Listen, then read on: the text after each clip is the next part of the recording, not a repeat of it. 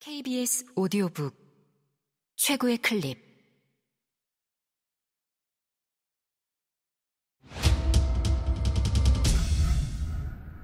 KBS 오디오북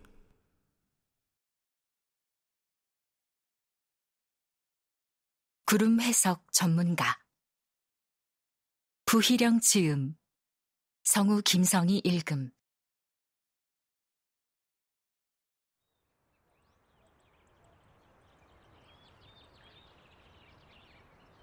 포카라는 정전이 잦은 곳이었다.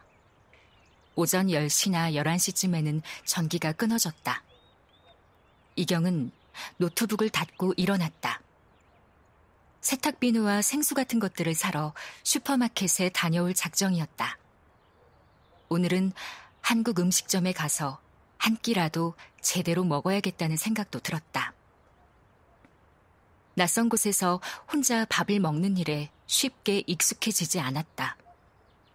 한국에 비하면 음식값이 터무니없이 저렴했고 여행자들로 넘쳐나는 거리에서는 이경을 특별하게 바라보는 시선도 거의 없었다. 그것을 모르지 않았으나 그래도 이경의 몸이 꺼렸다. 포카라에 도착한 이후 끼니의 대부분을 호텔방에서 샌드위치나 컵라면으로 때웠다.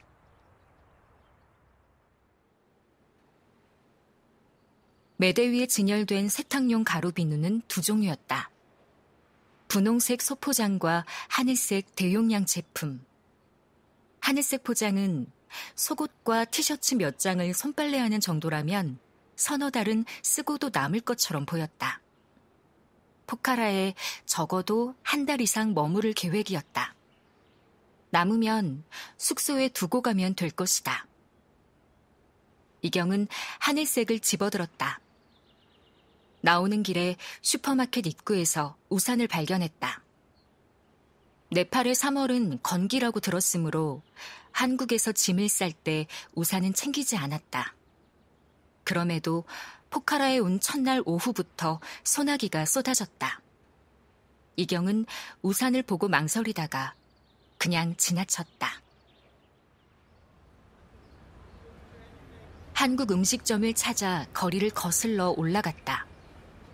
기념품 가게와 등산용품점이 늘어선 중심가로 들어서자 빗방울이 떨어지기 시작했다.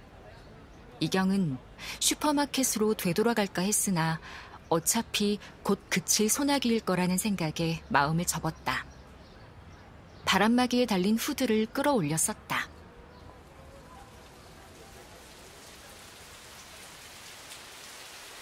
몇 발자국 걷기도 전에 굵은 빗줄기가 쏟아지기 시작했다. 가까운 가게의 차양 밑으로 뛰어들어갔다. 차양은 폭이 좁아서 벽에 몸을 붙여야 간신히 비를 피할 수 있었다. 운동화와 양말이 이내 젖어들었다. 흘끔흘끔 밖을 내다보는 가게 주인의 시선이 불편해지기 시작할 즈음 이경의 귀에 익숙한 언어가 들렸다. 형, 원래 건기에도 비가 오는 거야? 우산 하나를 받쳐든 두 청년이 바로 앞으로 스쳐 지나갔다. 나란히 걸어가는 두 사람의 뒷모습을 눈여겨보았다. 입고 있는 티셔츠 빛깔이 달랐을 뿐 키도 몸집도 쌍둥이처럼 비슷했다. 이경은 형이라고 불린 사람이 무엇이라 대답했을지 궁금했다. 구글맵을 들여다보면서 이경은 이 골목 저 골목을 헤맸다.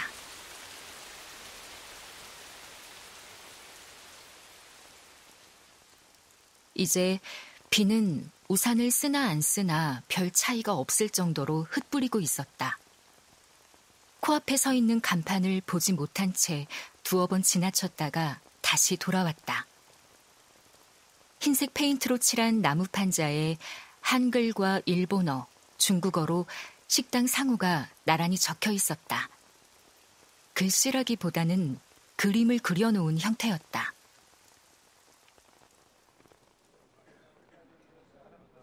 식당은 디귿자 모양의 2층 목조 건물이었다. 이경은 입구로 걸어 들어갔다. 넓은 마당에 파라솔이 접힌 테이블 2개가 있었다. 빗물에 젖은 테이블과 의자를 보고 이경이 머뭇거리자 어디선가 소년 하나가 나타나 2층으로 올라가는 계단을 손으로 가리켰다.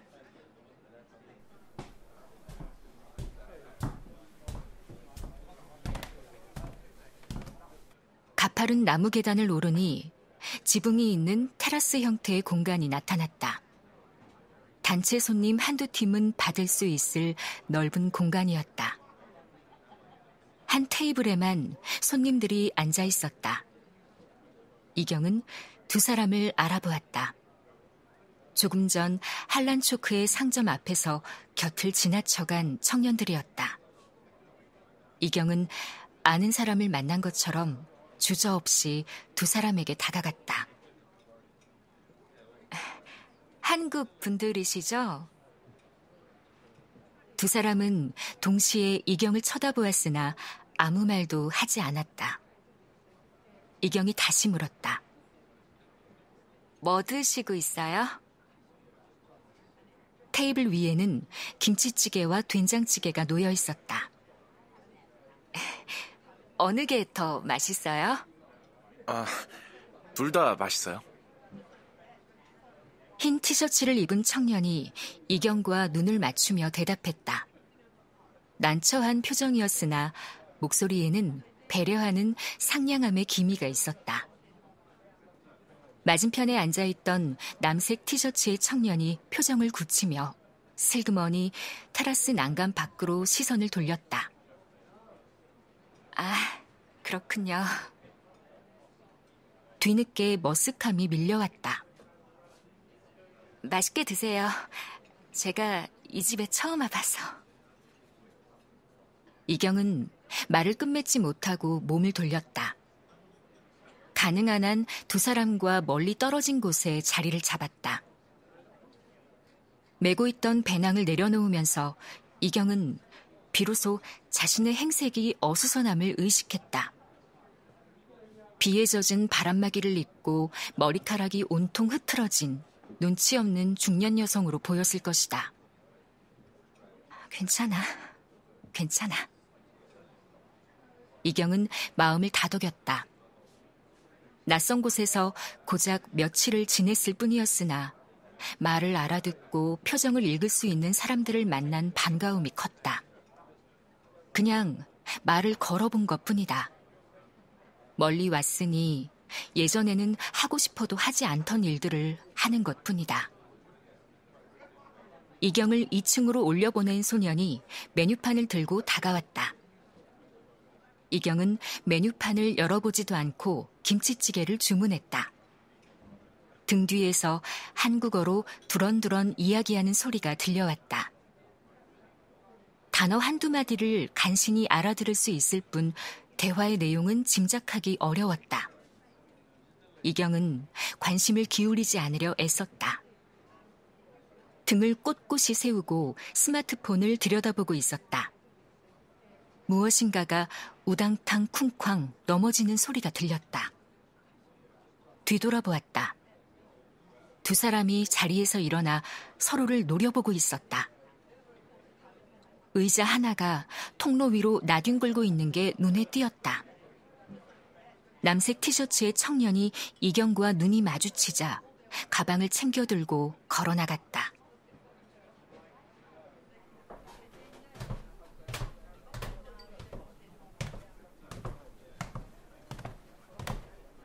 조심하세요. 계단이 미끄러워요. 밥을 다 먹고 아래층으로 내려오는데 계단 바로 아래에서 누군가가 말을 걸었다. 흰색 티셔츠의 청년이 혼자 서 있었다. 비에 젖은 계단을 조심조심 내려오던 이경이 정작 그 소리에 놀라서 발을 헛디딜 뻔했다. 뭐 드셨어요? 물어보는 청년의 손에는 담배가 들려 있었다. 김치찌개요. 말씀하신 대로 맛있던데요. 이경은 자리를 떠나지 않고 청년이 담배를 다 피우기를 기다리며 서 있었다.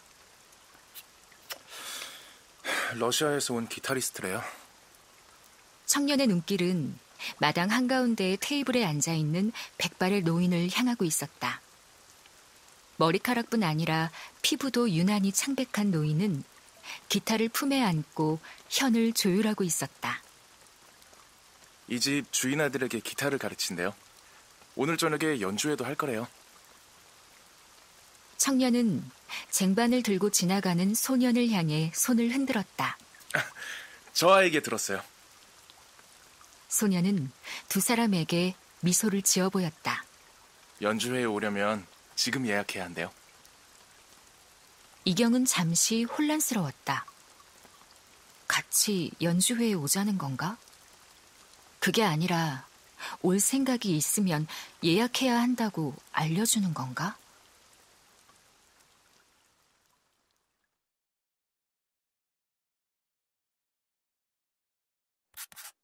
KBS 오디오 북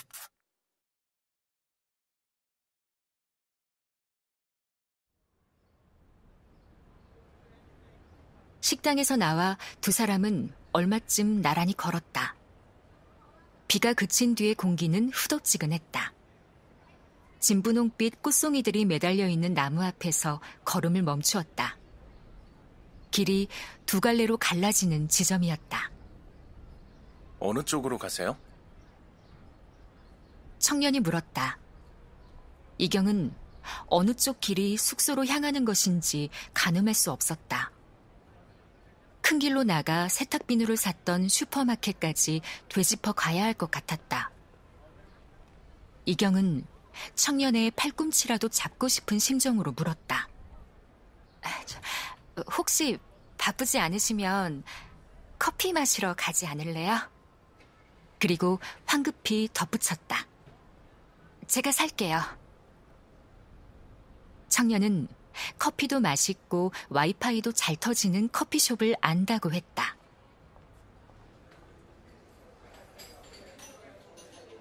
커피숍은 레이크사이드의 현대식 건물 2층에 있었다.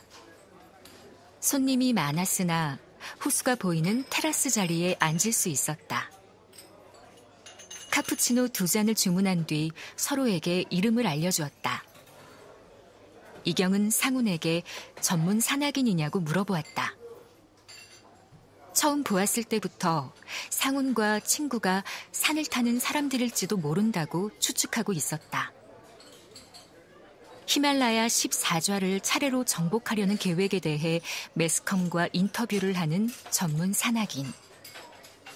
상훈은 웃으면서 고개를 저었다. 나는 어떤 일을 전문적으로 해본 적이 한 번도 없어요. 그런데 전문가가 아닌 사람 중에서는 무슨 일이든 가장 전문가처럼 할 수 있는 사람이에요. 이경은 상훈의 말을 이해할 수 없었으나 그래서 흥미로웠다.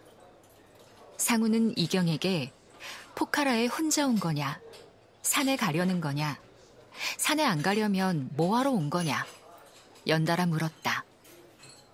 대답 끝에 이경은 나지막하게 말했다. 글을 쓰러 왔어요. 아, 그렇구나. 상훈은 더는 궁금한 게 없는 듯 스마트폰을 들여다보았다. 그런데 건기에도 비가 오나 봐요. 이경의 질문에 상훈이 고개를 들었다. 아주 안 오는 건 아니죠. 제가 이 도시에 서너 번 왔는데 이번 시즌에는 비가 자주 오는 것 같아요. 상훈이 다시 폰을 들여다보더니 말을 이었다. 아까 저랑 같이 있던 친구 보셨죠? 여기로 오겠대요. 고개를 들어 이경을 바라보는 상훈의 얼굴이 환했다. 그 아이는 진상이에요. 아니, 그런 진상이 아니라 이름이 임진상. 상훈은 진상의 이름을 한 음절씩 끊어서 발음했다. 그런데 걔 진짜 진상이에요. 잠이 오지 않았다. 이경은 그날 일어난 일들을 머릿속에서 되돌려 보았다. 커피숍에서 나와 연주회를 보러 갔다. 예약 없이도 들어갈 수 있었다. 이경은 맥주를 주문했다. 상훈과 진상은 술을 전혀 마시지 않는다고 했고 탄산음료도 마다했다. 맥주는 음식보다 먼저 나왔고 이경은 빠르게 2병을 비웠다. 알정구로 장식한 나무 아래서 백발의 기타리스트가 연주했다. 청중은 10명이 채 안 되었다. 연주회 내내 이경은 초점이 맞지 않는 영상처럼 여러 겹으로 흩어진 현실에 들어온 느낌이었다. 노인은 이경이 전혀 모르는 음악을 연주했으나 처음 들어도 좋은 음악이었다. 연주회가 끝난 뒤 상우는 밤길이니 이경의 숙소까지 배웅해주겠다고 했고 진상은 묵묵히 함께 걸었다. 이경은 골목의 어둠 속에서 말을 많이 했다. 기억이 이 지점에 이르렀을 때 이경은 혼니부를 잡아당겨 머리 끝까지 뒤집었었다. 죄다 하지 않아도 될 말들이었다. 상우는 숙소 앞에서 헤어질 때 이경에게 잘 자요, 작가 누나. 라고 말했다. 이경은 한동안 혼이불 속에서 숨죽이고 누워있었다. 작가 누나라는 호칭이 머릿속에서 지워지지 않았다. 나도 소설을 쓰고 싶었어요. 이경이 말했을 때 선우는 코웃음을 쳤다. 그 나이 될 때까지 제대로 쓸 수 없으면 영원히 못 쓰는 거예요. 이경은 침대에서 몸을 일으켰다. 화장대를 향해 걸어가 그 위에 놓인 노트북을 열었다. 화면에 SW 클라우드라는 노트북 이름이 나타났다. 이경은 그 아래 빈칸 속에 희미하게 적힌 암호라는 글자를 한참 바라보았다.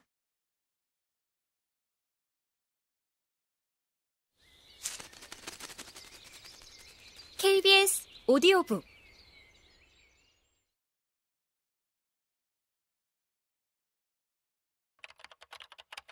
첫 시도는 선우의 이름 알파벳 첫 글자와 생년월일을 배열해서 입력해 본 것이었다. 물론 그토록 간단한 조합으로 노트북이 열릴 것이라 기대하지 않았다. 그렇다고 딱히 다른 암호를 떠올려 집어넣을 수도 없었다. 인터넷에서 노트북 암호 분실을 검색해 보기도 했다. 암호를 몰라도 윈도우를 시작할 수 있는 방법에 대한 설명을 여러 차례 읽어보았지만 이경이 할 수 있는 일은 없었다. 그 다음에 한 일은 선우에 대해 알고 있는 정보를 하나하나 떠올려 본 것이었다. 선우가 자주 가는 카페 이름, 무슨 이야기를 하든 결론에는 항상 등장하는 단어, 지금 5년째 거주하고 있는 연립주택 이름. 그러나 운 좋게도 암호가 그런 단어들로 시작한다고 하더라도 숫자와 부호가 들어있다면? 선우의 어머니 혹은 옛 애인들의 생년월일까지 알아내야 하나? 이경은 화장대 위에 아무렇게나 놓여있던 기타 연주회의 리플릿을 집어들었다. 흰 종이에 연주자의 이름, 그리고 오늘 밤 연주한 5개의 곡목이 차례로 적혀 있었다. 이경은 어떤 우연에든 매달려보고 싶었다. 무슨 뜻인지도 모르면서 무조건 첫 번째 곡목인 라그리마를 빈칸에 입력했다. 단호한 문구가 화면에 떴다. 암호가 올바르지 않습니다. 다시 시도하세요. 망설이다가 이경은 자신의 알파벳 이름 첫 글자와 전화번호를 조합하여 빈칸에 넣었다. 여러 차례 떠올려 보기는 했으나 한 번도 해보지 않은 시도였다. 두려움 속에서 예상하던 문구가 나타났다. 암호가 올바르지 않습니다. 다시 시도하세요. 드림뷰 호텔 401호예요. 이경이 세탁 비누를 나눠주겠다고 하자 상우는 숙소로 오라고 했다. 우리 방 테라스에서 설산이 보여요. 상우는 덧붙였다.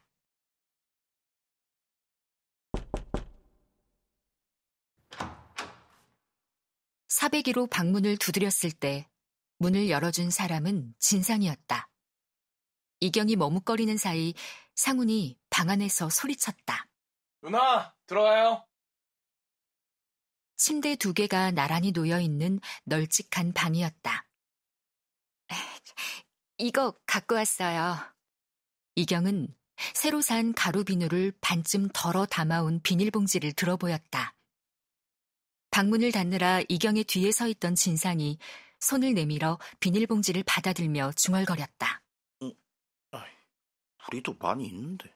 나와보세요. 상훈이 테라스에서 이경을 불렀다. 밖으로 나가려는데 상훈이 막아섰다. 잠깐만요. 그러더니 몸을 굽혀 바닥에 나뒹굴고 있던 삼선 슬리퍼 한 쌍을 발밑에 가지런히 놓아주었다. 상훈의 삐죽삐죽 솟은 짧은 머리카락 사이로 둥글게 돌아나간 희끄무레한 선이 눈에 들어왔다. 엄마 등에 엎인 아기의 둥근 머리통이나 버스 앞자리에 앉은 노인의 성긴 정수리에서 보이는 작은 소용돌이였다. 어쩌다가 사람들의 가마가 눈에 띌 때면 이경은 태어나는 순간 영혼이 몸속으로 들어가면서 남긴 자국 같다고 생각했다. 어린 상우는 아마도 착한 아이였을 것이다. 이경은 우연이라도 선우의 가마를 본 적이 있는지 기억을 더듬어 보았다. 진상, 우리 여기서 차이 마실까? 상훈이 방 안을 향해 소리쳤다. 이경은 밖으로 나와 겹겹이 들어선 청회색 산들 뒤로 배경처럼 솟아있는 희고 각진 봉우리들을 바라보았다. 하늘과 산이 그렇게 가깝게 있을 거라고는 상상하지 못한 높이였다. 구름이 호위하듯 정상 부근을 두텁게 감싸고 있었다. 구름이 거칠 때도 있어요? 설산이 완전히 드러나기도 해요? 그럼요. 나는 여기에 와서 구름이 거친 것을 본 적이 없어요. 구름은 산을 타고 가장 높은 곳까지 올라가요. 산을 완전히 보려면 구름 아래에 있어서도 안 되고 구름 속에 있어서도 안 되고 구름 위에 있어야 해요. 네? 여기서도 보인다면서요? 그랬나? 내가 구름 전문가는 아니거든요. 진상이 찻주전자와 찻잔 3개가 놓인 쟁반을 들고 나타났다. 1층 식당까지 내려가서 가져온 거래요. 상훈이 진상에게 쟁반을 건네받으며 말했다. 직접요? 네, 룸서비스는 비싸서. 진상이 어느새 사라져버려 이경은 고맙다는 인사를 할 기회를 놓쳤다. 폭이 좁은 탁자 위에 상훈이 쟁반을 올려놓자 찻주전자에 담겨있던 밀크티가 흘러넘쳤다. 진상이 방에서 낮은 수투를 갖고 나와 걸터 앉았다. 테라스의 폭이 너무 좁은 탓에 상훈은 다리를 제대로 펴지 못하고 앉아 있었다. 이경의 의자는 균형이 맞지 않는지 몸을 조금만 움직여도 삐걱거렸다. 호텔 뒤편은 잡초와 덤불이 우거진 공터였다. 그 옆에는 시멘트 블록으로 짓다가 만 듯 보이는 집이 한 채 서 있었다. 마당의 빨랫줄에는 허름한 옷가지와 수건들이 걸려 있었다. 세 사람은 말없이 앉아 있었고 늘 그렇듯 정적은 어색했다. 이경은 바람에 펄럭이는 빨래를 바라보면서 먼 나중까지 이 어색함을 잊지 못할 것이라고 생각했다. 이경의 폰에 카톡 알림이 떴다. 30분 전에 확인할 때만 해도 보이지 않던 표시였다. 어디에요? 전화 안 받네? 선우였다. 이경은 선우에게 일을 그만둔 것도 여행을 떠나는 것도 알리지 않았다. 일부러 알릴 이유도 없었다. 일상적으로 주고받던 연락이 끊어진 것은 벌써 한참 전 일이었다. 그러나 한국을 떠난 뒤부터 이경은 내내 선우의 연락을 기다리고 있었다. 인정하고 싶지 않았으나 선우가 자신의 부재를 언제 의식할지 헤아리고 있었다. 학원 안 나간다면서요? 답을 할지 망설이면서 카톡창을 바라보고 있는 사이에 선우의 메시지가 이어졌다. 한국은 아직 아침 9시를 넘지 않았을 시각이었다. 네, 지금 여행 중. 통화 가능해요? 외국이에요. 외국 어디? 내 랩톱은? 거기까지 읽고 나서 이경은 카톡 앱을 닫아버렸다. 마침 상훈이 티베트 음식을 먹으러 가자며 자리에서 일어났다.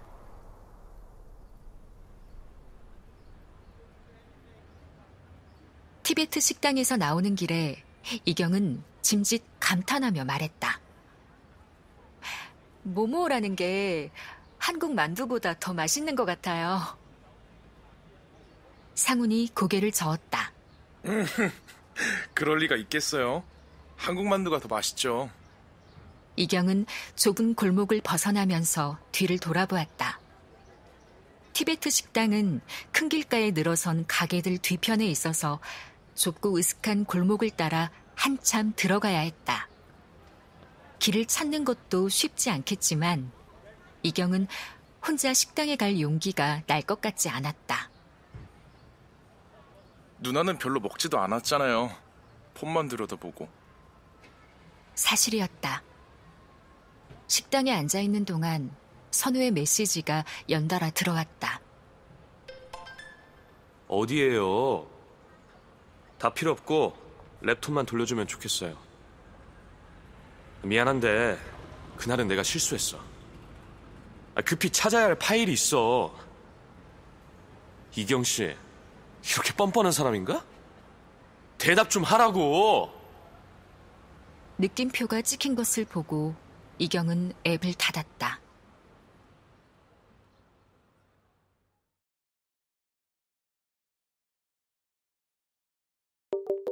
KBS ODO 북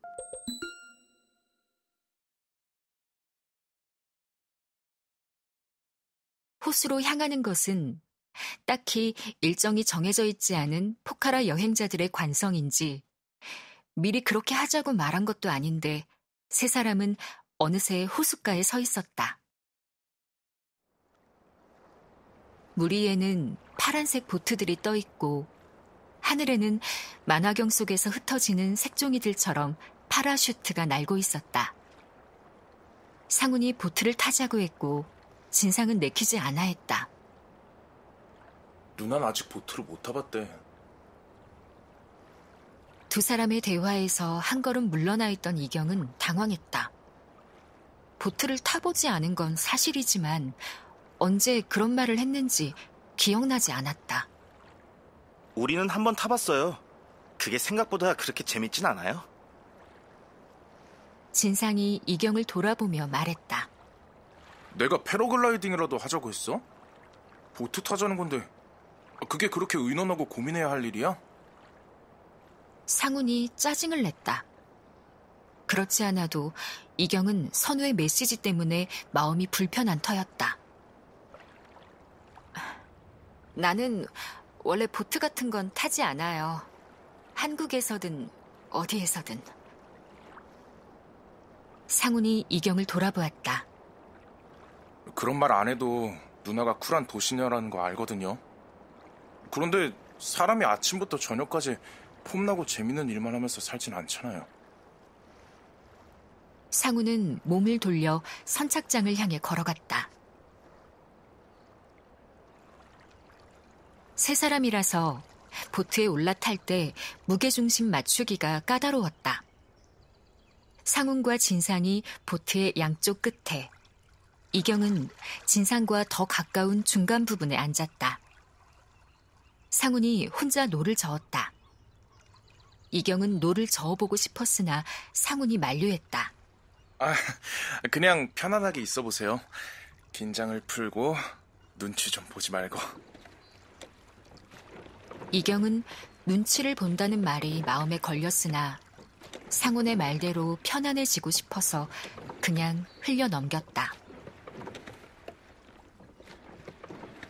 폐화 호수가 인터넷에 떠도는 사진처럼 에메랄드빛이 아니라는 것은 이경도 이미 알고 있었다. 그러나 가까이에서 들여다보니 물이 혼탁하지는 않았다. 맑은 빛을 은은히 내비치고 있었다. 보트를 띄울 때도 화창한 날씨는 아니었는데 하늘에는 어느새 먹구름이 몰려와 있었다. 바람의 결이 심상치 않았고 이미 파라슈트들은 하나도 보이지 않았다. 진상이 그만 돌아가자고 하면서 이경의 앞에 놓여있던 노를 달라고 했다. 물결이 높게 일었고 보트가 좌우로 흔들렸다. 이경이 노를 건네주는 순간 돌풍이 불어 진상의 모자가 벗겨졌다. 하얀 모자는 이경의 바로 앞까지 날아와 물 위로 떨어졌다. 팔을 뻗으면 닿을 것 같기도 했다. 이경은 몸을 반쯤 일으켜 한쪽 손으로 보트를 잡고 다른 쪽 손을 모자 쪽으로 뻗었다. 닿지 않았다. 상훈이 모자를 그냥 떠내려가게 두라고 소리쳤고 진상이 엉거주춤 자리에서 일어났다. 모터보트 한 척이 가까이 다가오는 것을 보면서 이경은 몸의 중심을 잃었다. 너울이 밀려오면서 보트가 뒤집혔다. 이경은 보트와 물 사이의 공간에 갇혔다. 물이 차가웠다. 숨을 쉴 수 없을 것 같은 공포가 밀려오면서 몸이 굳었다. 그러나 이경의 마음 깊은 곳에서 자신이 죽지 않으리라는 확신이 더 단단했다. 짧은 순간에 이경은 깨달았다. 보트 밖으로 빠져나가려면 물속으로 더 깊이 들어가야 한다는 것을. 그날 오후 늦게 이경은 드림뷰 호텔로 방을 옮겼다. 상훈과 진상이 체크인하고 짐을 옮기는 것까지 도와주었다. 따뜻한 국물 같은 거 먹으러 가야 하지 않아요?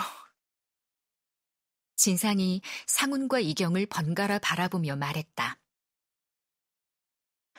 나는 아무것도 먹고 싶지 않아요. 오늘 물을 너무 많이 먹어서. 이경 혼자 웃었다. 구명조끼가 허술해서 다행이었어요. 오늘 고맙고 또 미안했어요. 인사를 건네는 이경의 목소리가 떨렸다. 방문을 닫고 나가려던 상훈이 멈춰섰다. 누나, 오늘 죽을 뻔했잖아요. 혹시 한밤중에 악몽을 꾸면 우리 방으로 오세요? 이경은 가방에서 보드카 병을 꺼냈다. 세탁 비누를 살 때 슈퍼마켓에서 챙겨온 것이었다. 보드카를 물컵에 따라 한 모금 마셨다. 차가운 액체가 뜨겁게 몸을 통과해 지나갔다. 피곤할 때는 안주 없이 맑은 술을 마셔야 한다던 선우의 말을 이해할 수 있었다.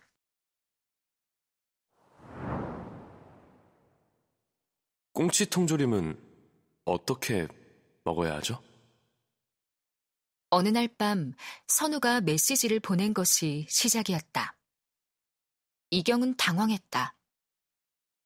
선우는 이경이 일하던 논술학원 원장의 대학 동기라고 했다. 한두 번 특강이나 회식 자리에서 보게 되었을 때 이경은 선우가 유명한 사람답지 않게 겸손하고 반듯하다고 느꼈다. 그러나 명함을 주고받으면서도 그가 연락할 거라고는 생각하지 않았다. 꽁치 통조림이라니. 소설을 쓰는 사람이라 특이하다고 생각하고 있는데 선우가 전화를 걸어왔다. 안주 없이 술을 마시다가 꽁치 통조림을 땄는데 국물이 흥건해서 이걸 젓가락으로 먹어야 하는지 숟가락으로 먹어야 하는지 알 수 없다고 말했다. 발음이 불분명할 정도로 취한 목소리였다. 일단 꽁치 통조림을 냄비에 넣고 데워야 할 거예요. 살이 잘 부서질 테니 숟가락으로 드시는 게 좋겠죠. 이경은 친절하게 대답했다. 선우가 늦은 밤에 취해서 전화를 걸었다는 사실이 크게 불쾌하지 않았다.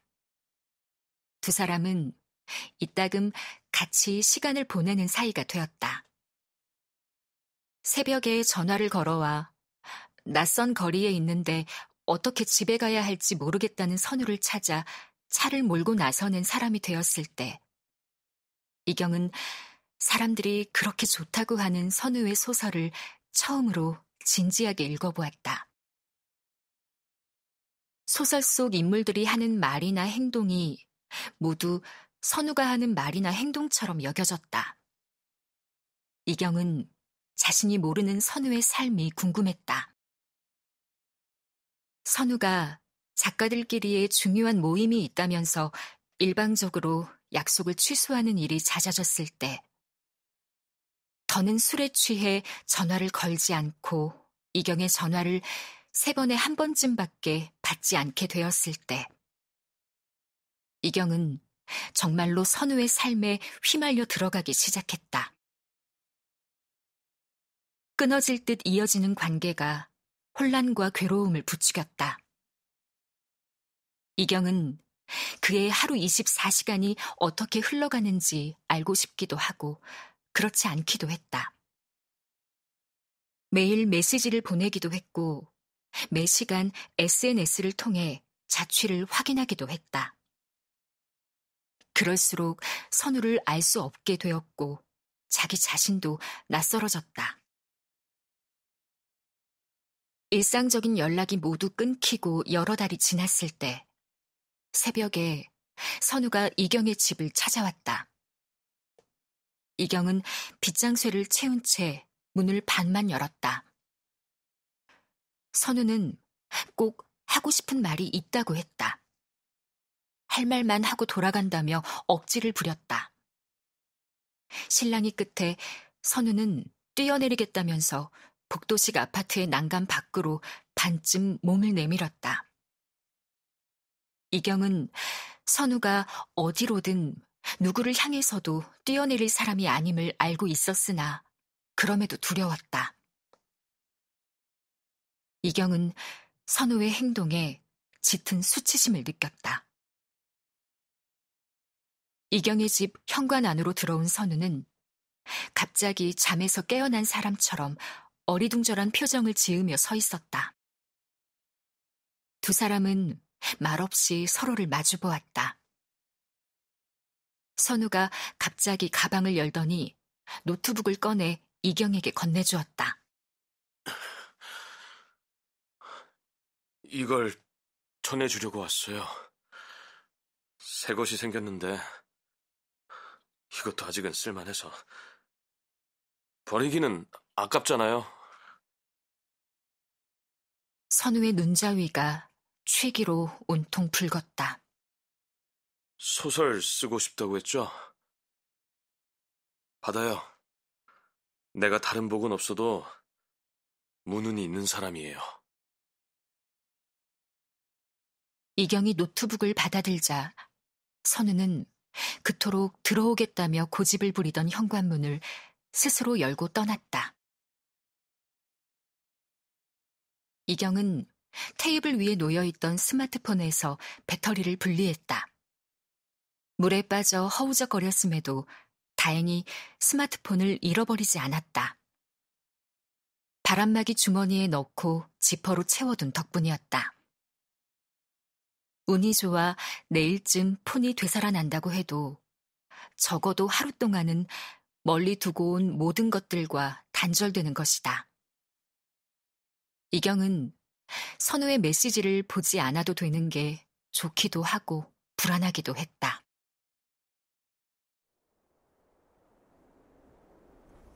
진상이와 누나가 정말 부러워요. 두 사람은 오늘이 처음이잖아. 나도 거기 처음 가는 거였으면 좋겠어요. 가티치나라는 마을로 가는 버스를 기다리는 중이었다. 버스는 1시간쯤 뒤에 온다고 했다. 세 사람은 차이 가게 앞 의자에 걸터 앉아서 흙먼지를 날리며 오고 가는 버스들을 눈여겨보고 있었다. 상훈과 진상의 친구가 며칠 뒤에 도착하면 안나푸르나 라운딩을 할 것이라는 계획은 이미 알고 있었다. 친구를 기다리는 동안 워밍업도 할 겸 가볍게 산에 갔다 올 거라는 이야기 끝에 상훈이 불쑥 이경에게 같이 가자고 권했다. 퍼미트도 필요 없어요. 가이드나 포터 없이 외길을 따라 반나절만 올라가면 되는 곳이에요. 나는 등산화도 없어요. 이경이 주저하는 기색을 보이자 상훈이 운동화를 신고도 올라갈 수 있는 길이라고 설득했다. 몇 년 전에 열흘쯤 머무른 적이 있는 산장에 갈 거예요. 은퇴한 쿠마리들이 모여 사는 곳이에요. 진상에게도 여러 번 말했지만 누나, 거긴 정말 특별해요. 나중에 나에게 거기 데려가줘서 고맙다고 할걸요? 아침에 배낭을 꾸리면서 한국에서 침낭을 가져오길 잘했다고 생각했다. 동남아시아 쪽으로 여행을 갈 계획이라는 말을 할 때마다 사람들은 침낭을 꼭 가져가라고 충고했다. 4성급 호텔에서 일을 올마온 사람이 있다는 풍문도 전해 들었다. 고작 1박 2일이거나 길어야 2박 3일이에요. 올라가는 길이 가파르니까 배낭은 가볍게요. 상훈의 당부를 떠올리면서 이경은 화장대 위에 놓여있는 노트북을 바라보았다. 정전이 잦은 전기 사정을 고려하지 않더라도 열리지 않는 노트북은 아무 쓸모도 없다. 그럼에도 두고 가고 싶지 않은 마음이 있었다.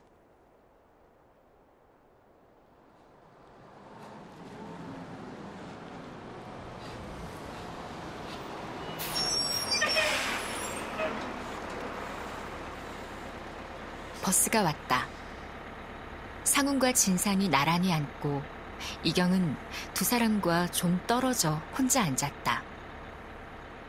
커다란 짐보따리를 들고 올라탄 아주머니가 이경의 옆자리에 앉으며 미소를 지어 보였다.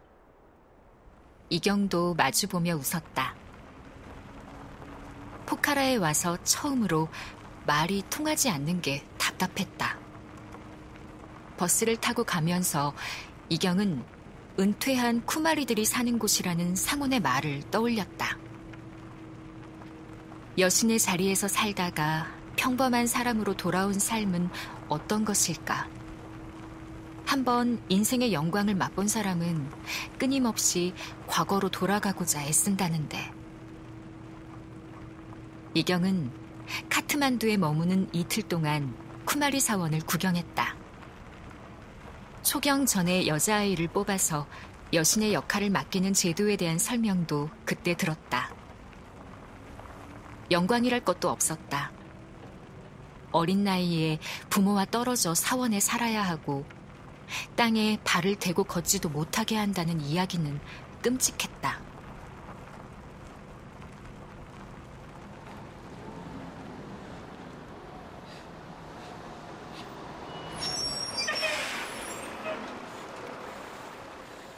비포장 도로를 2시간쯤 달려서 목적지에 도달했다. 산비탈의 작은 마을을 가로지르는 돌계단을 따라 올라갔다. 마을을 벗어나면 계단이 사라지고 오솔길이 이어질 줄 알았다. 그렇지 않았다.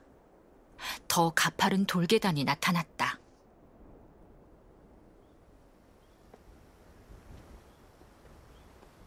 처음 30분 동안은 몸이 힘들었으나 그 뒤부터는 도저히 정상까지 가지 못할 것 같은 두려움과 싸워야 했다.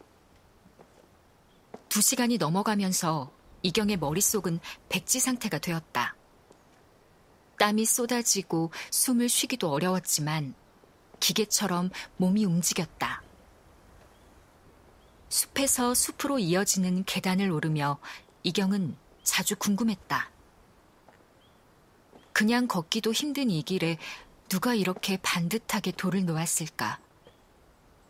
더는 걸을 수 없는 한계에 이르렀다고 생각했을 때 시야가 확 트이면서 숲이 끝났다.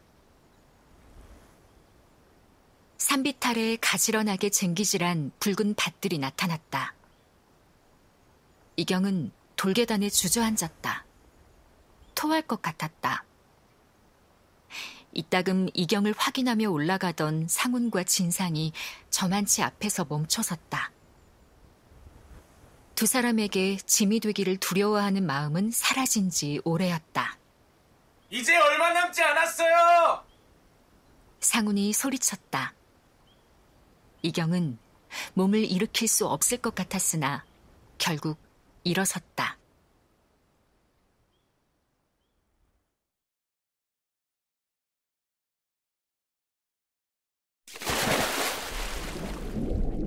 KBS 오디오북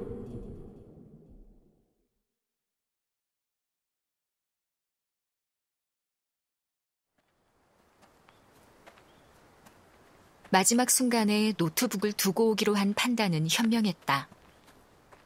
침낭과 두꺼운 겉옷, 그리고 세면도구만 들어있을 뿐인데도 배낭은 쇳덩이처럼 느껴졌다. 노트북이 들어있었다면 망설이지 않고 버렸을 것이다. 처음으로 이경은 선우에게 노트북을 돌려줬어야 했다는 생각이 들었다. 노트북을 받은 뒤 사흘쯤 지나서 이경은 암호를 알려달라는 메시지를 보냈다. 어쩌면 이경에게 보여주고 싶은 무엇인가가 있어서 선우가 노트북을 주었을지도 모른다고 생각했다. 선우는 파일을 정리해서 주겠다면서 노트북을 돌려달라고 했다. 이경은 아무 대답도 하지 않았다. 예정보다 빨리 여행을 시작한 것은 선우의 변덕 때문인지도 몰랐다. 1시간쯤 더 가서 돌계단이 끝났다.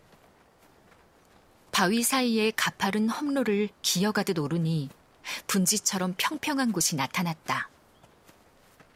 상훈이 처음 그곳에 머무르던 시절에는 없었다는 건물을 지나쳐 쿠마리들의 산장 앞마당으로 들어섰다. 부엌에서 커다란 바구니를 들고 나오는 여자를 보고 상훈이 반색을 했다. 짙은 녹색 머리수건을 두른 여자는 미소를 지으며 상훈을 알아보겠다는 듯 고개를 끄덕였다. 다정하지만 호들갑스럽지 않은 태도였다. 여자는 상훈을 데리고 부엌으로 들어갔다. 5-6명의 여행자들이 마당에 놓인 탁자와 벤치에서 쉬고 있었다. 올라오는 길에 사람을 한 명도 만나지 못했던 터라 이경은 조금 놀랐다. 상훈이 찻잔 2개를 들고 부엌에서 나왔다. 이건 야크 저주로 만든 차이예요. 이경과 진상에게 찻잔을 건네주고 상훈은 다시 부엌으로 들어갔다. 옛 친구들과 할 이야기가 많은 것 같았다. 이경과 진상은 오후의 햇살 아래에 앉아 따뜻한 차를 마셨다. 힘드셨죠? 차를 마시던 진상이 말을 건넸다. 네, 도중에 내려갈까 하고 몇 번 망설였어요. 이경이 짧게 한숨을 내쉬었다. 누나가 생각보다 잘 따라온다고 형이 그랬어요. 우리가 온 길이 순례자의 길이라고 불리는 힘든 코스래요. 이경은 상훈이 부엌에서 나와 2 사람이 앉아있는 벤치까지 걸어오는 것을 보았다. 중간에 금발을 짧게 자른 여자와 가볍게 인사를 나누는 듯 하더니 마주 서서 이야기가 길어지는 눈치였다. 돌아보니 진상도 상훈을 지켜보고 있었다. 형은 다정한 사람이에요.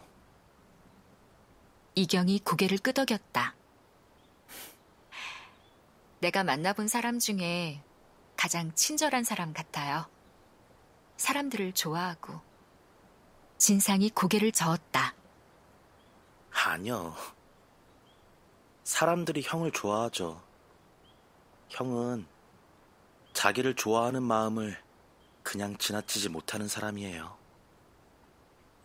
이경은 상훈에 대해 자기가 한 말과 진상이 한 말이 크게 의미가 다른 건 아니라고 생각했다.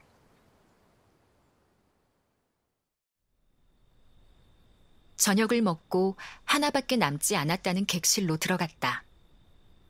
정갈한 돌바닥 위에 높고 길쭉한 나무 침상이 4개 놓여 있었다. 이경은 방문과 가장 가까운 침상에 누웠다. 어두워지니 돌바닥에서 올라오는 습기 때문에 침낭이 축축해졌다. 상훈이 창틀에 올려놓은 촛불을 끄자 어둠이 한치의 빈틈도 없이 방을 채웠다. 건너편 침대에 누운 상훈이 몸을 뒤척이면서 잠이 안 온다고 했다. 이경은 오후에 만난 금발의 여자와 무슨 이야기를 했는지 물어보았다. 오래 사귄 애인이랑 헤어지려고 여행을 떠난 거래요. 헤어졌다가 다시 만났다가 자꾸 그래서요. 지겨운 윤회의 사슬을 끊으려고 히말라야로 왔대요. 처음 만나서 그런 이야기를 했어요? 처음 만났고 다시는 안 만날 거니까 하는 이야기겠죠? 애인이 나쁜 사람이었나 보다. 왜 나쁘다고 생각해요? 만났다가 헤어졌다가 자꾸 그런다니까. 그건 아무 상관없죠. 누나는 좋은 사람만 사랑해요? 이상한 사람이든 나쁜 사람이든 사랑하지 않는 것보다 나은 거 아니에요? 글은 많이 썼어요? 아니, 노트북 암호를 잊어버려서 아예 열지도 못했어요. 대단히 중요한 자료들이 있는 거 아니면 그냥 밀어버리고 다시 깔아요. 진상이가 잘해요. 전문가예요. 진상아, 자니? 상훈이 맨 안쪽 침대에 누운 진상을 돌아보며 물었다. 대답이 없었다. 그런데 무슨 글을 쓰려고 했던 거예요? 이경도 자신이 무슨 글을 쓰려고 했는지 새삼 궁금했다.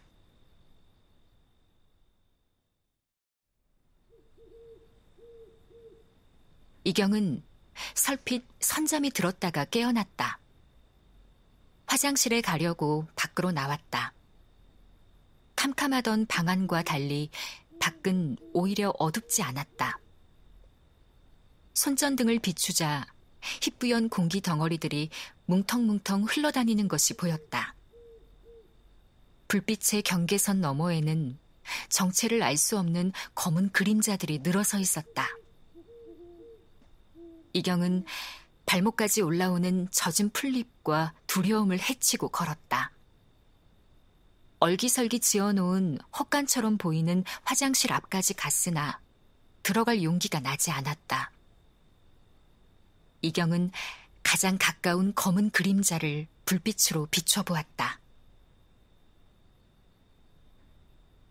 덩굴과 작은 나무들이 엉켜있는 덤불이었다.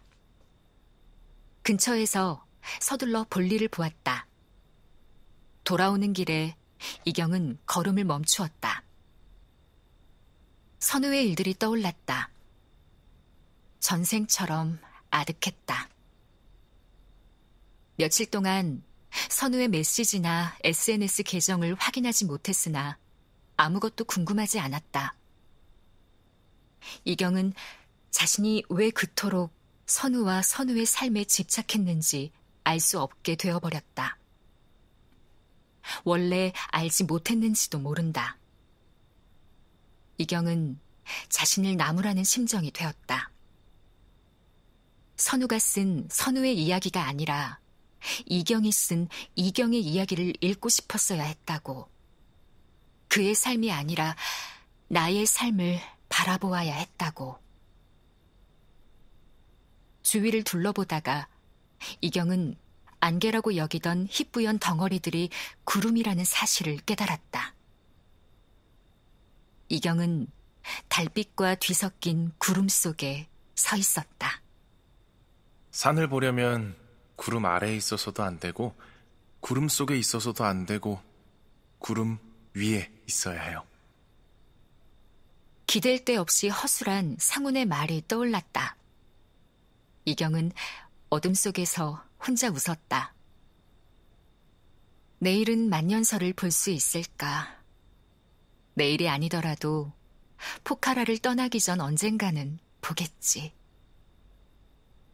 이경은 젖은 풀잎을 헤치고 앞으로 걸어갔다.